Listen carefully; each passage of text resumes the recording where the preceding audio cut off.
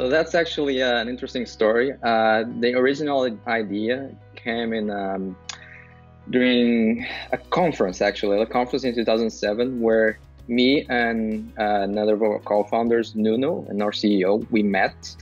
And we were at the time discussing several problems that existed in the cryptocurrency industry. And one specific topic was about payments. So we're discussing now, okay, what's wrong with this industry, stuff that we believe it was wrong because we experienced firsthand. And Nuno shared the story, actually a couple of stories related to how he got scammed attempting to pay with cryptocurrencies online. And one of those, he actually was going to travel. He was buying tickets to go on vacation with his wife. He tried to pay with cryptocurrency using one of our competitors, actually. And, unfortunately, it didn't go quite as expected. He didn't get the tickets. He tried to, complain to the provider, and the provider said, yeah, it's not our fault. We don't provide that coverage. You should talk to the merchant. So we are just a payment processor, nothing else. And this has been a couple of issues that we suffered personally. And from that moment on, we said, like, we should build something better. Like, there's a clear problem here. Why don't we build something better, something that we would want to use and the other people would benefit as well? To some extent, yes, that will be accurate. So the first one, I think it's straightforward to compare us with PayPal because our business model is very similar. The type of consumer protection that we offer in the realm of cryptocurrencies and crypto payments, it's very similar to the kind of protection that PayPal offers for traditional fiat-based payments. So in that sense, I think it's very accurate to compare. Again, in terms of overall business model, our overall business model is also quite similar. We take a small percentage of the transactions that go to our platform, but extremely lower rates than PayPal or other platforms because we operate in the blockchain world. But I would say it's fair. We provide the same type of consumer experience, which currently does not exist in crypto, and our business model is quite similar. We're still in the early stages, but we're building the foundations and the technology, and we think this is going to be a game changer for payments going forward. And we want to work with the merchants. Why? Because this provides much lower fees, much lower transactional costs for merchants than alternative fiat payments.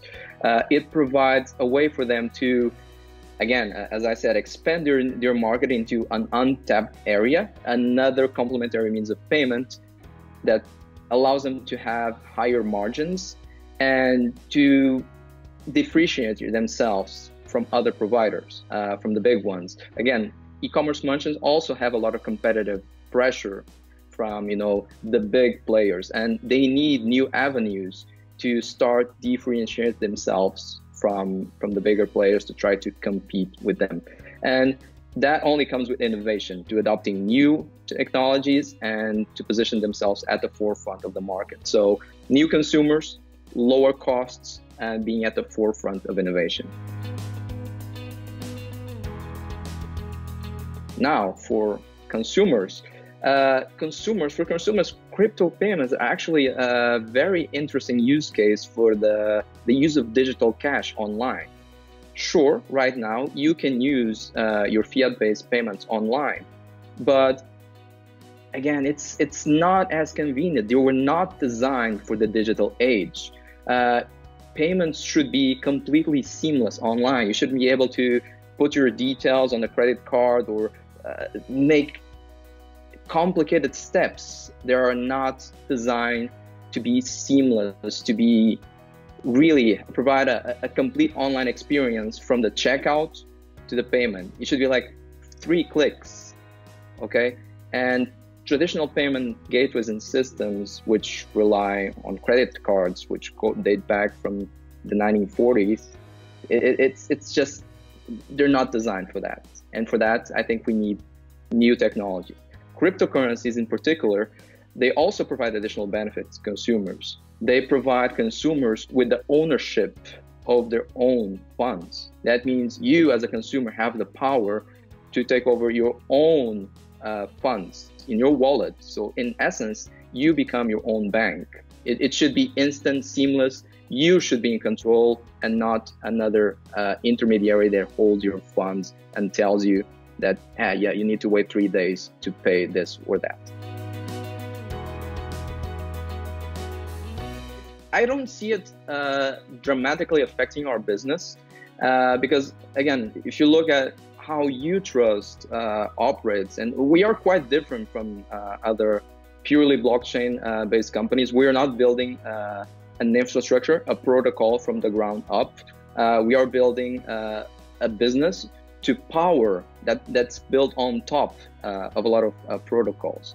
And if you look at the whole cryptocurrency scene, or I would like to call it more crypto asset scene, you see the end of a trend of speculation, of a trend of, looking at projects not as drivers of value, but as inflated expectations. And I see this as a necessary correction for the great projects, the ones that will be driving revenue, users, that will be solving real problems, an opportunity to shine. So for us, I don't see that affecting us.